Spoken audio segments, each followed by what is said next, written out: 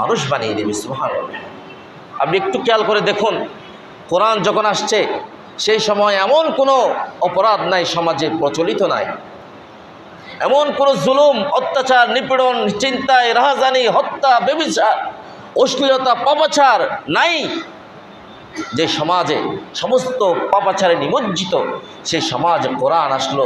রাসূলুল্লাহ সাল্লাল্লাহু আলাইহি ওয়াসাল্লাম আসলেন, তিনি কোরআনের এই বাণী দিয়ে মানুষকে যখন বোঝালেন, ওই পাপিষ্ঠ মানুষগুলি অল্প কিছুদিন পরে এমন মানুষে পরিণত হলো যাদের ব্যাপারে স্বয়ং আল্লাহ বললেন, রাদিয়াল্লাহু আনহুম ওয়া রাদু আন। হে রাসূল, এই মানুষগুলির উপরে আমি সন্তুষ্ট, তারাও আমার উপর সন্তুষ্ট। সুবহানাল্লাহ।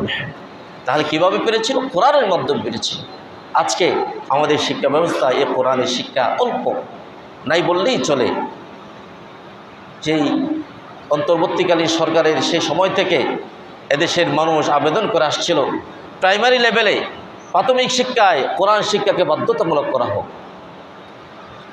আছে শুধুমাত্র ইসলাম ও নৈতিক শিক্ষা বলে একটা শিক্ষা আছে, এখানে উপযুক্ত আমাদের ছেলেমেয়েরা, যে আমাদের পাশে প্রাইমারি স্কুল, আপনি খবর নিয়ে দেখেন আমাদের প্রাইমারি স্কুলে যে ছেলেমেয়েরা পড়ে, মাদ্রাসায় পড়ে কয়জন?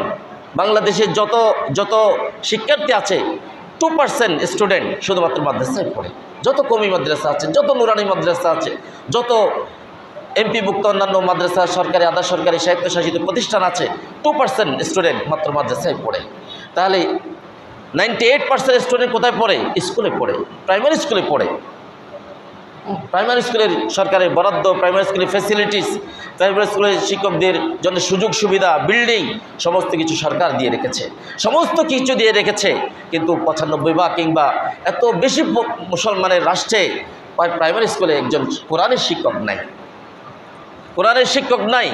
আমরা আবেদন জানাবো এবং আপনারাও যার যার জায়গা থেকে যদি ভূমিকা রাখার সুযোগ হয় ভূমিকা রাখবেন, কথা বলবেন, লিখবেন, যাতে আমাদের শোনার, আমাদের কলিজার টুকরো সন্তানরা তার শিক্ষা জীবনে কোরআন থেকে যেন সে বঞ্চিত না হয়। প্রাইমারি স্কুলের যে বিল্ডিং হয়, শিক্ষকদেরকে যে বেতন দেওয়া হয়, রিটায়ারমেন্টের পরে যেই পেনশন দেওয়া হয়, এগুলো আমি আপনার টাকা। আপনি যে একটা সাবান কিনছেন সেখানে একটা ট্যাক্স আছে, ভ্যাট আছে, সেই টাকার থেকে একটি অংশ গিয়ে তাদের জন্য যায়। তাহলে আবার আমার ছেলে মেয়েরা তো সেখানে পড়ে, তাহলে আমার ছেলে মেয়েরা কোরআন ছাড়া তারা বড় হবে কেন? আমাদের দাবি আছে নাকি নাই? বলে আছে নাকি নাই? এগুলি শুধুমাত্র মসজিদের ইমামরা খুতবায় এসে কথা বলবে এমন নয়। শিক্ষিত সমাজ, সচেতন মহল, শহরের লোকজন, গ্রামের লোকজন, শিক্ষিত জনগণ, সচেতন মানুষ, ধর্মপ্রাণ মানুষ, প্রত্যেকের কথা বলা দরকার। কোরআন থেকে যাতে কোরআনের এই শিক্ষা, কারণ এই শিক্ষায় একজন শিক্ষার্থী যখন বড় হবে সে দুর্নীতিবাজ হবে না।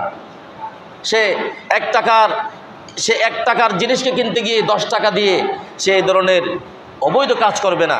আপনি অবাক হবেন, এই যে পত্রিকায় এসেছে, এই বর্তমান সংসদে যে মাইক্রোফোন কেনা হয়েছে, অন্যান্য পণ্য কিনেছে সংসদকে কী করার জন্য, সচল করার জন্য, প্রত্যেকটা জিনিসে দুর্নীতি হয়েছে। 1000 টাকার জিনিসকে লক্ষ লক্ষ টাকা দাম ধরা হয়েছে। পত্রিকা এসেছেন? পত্রিকা এসেছে। তাহলে এগুলি কারা করে? সচিবরা করে, আমরারা করে, যারা বিসিএস দিয়ে এদেশের সর্বোচ্চ শিক্ষা প্রতিষ্ঠান থেকে সর্বোচ্চ ডিগ্রি নিয়ে যারা যায় তারা করে। আমি করি, আপনি করি, আমার ছেলেরা করে, আমার ভাইয়েরা করে, আমার বোনেরা করে। তাহলে এরা তো শিক্ষিত না? শিক্ষিত। তারা ইউনিভার্সিটি শেষ করে আবার বিসিএস দিয়ে আবার বিভিন্ন পরীক্ষা দিয়ে কোটি কোটি হাজার হাজার মানুষের ভিতরে কম্পিটিশন করে, প্রতিযোগিতা করে, তারা টিকে, তারাই করে। গভর্নমেন্ট থেকে বড় বড় স্যালারি নেয়, সমস্ত সুযোগ সুবিধা নেয়, এরপরেও তারাই আবার করেন 1000 টাকার জিনিসকে 10,000 টাকা। তাহলে এই টাকা তো আমি আপনার কাছ থেকে যায় না। তাহলে আমরা বলি এই জায়গাগুলিতে যদি নৈতিক শিক্ষায় শিক্ষিত হয়ে আমাদের কলেজার টুকরো সন্তানরা যখন স্কুল, কলেজ, ইউনিভার্সিটি, মেডিকেল থেকে, ইঞ্জিনিয়ারিং কলেজ থেকে, বিশ্ববিদ্যালয় থেকে তারা যখন ওই সমস্ত জায়গায় যাবে, তারা দুর্নীতি করবে না কেন বলেন? এই জন্য মানুষের নৈতিক শিক্ষা, দিন শিক্ষা মানুষের ভিতরে যত বেশি আসবে, পরিবার, ব্যক্তিগত জীবন, পরিবার, সমাজ, রাষ্ট্র, প্রতিষ্ঠান এগুলি নিরাপদ হবে, শান্তিময় হবে।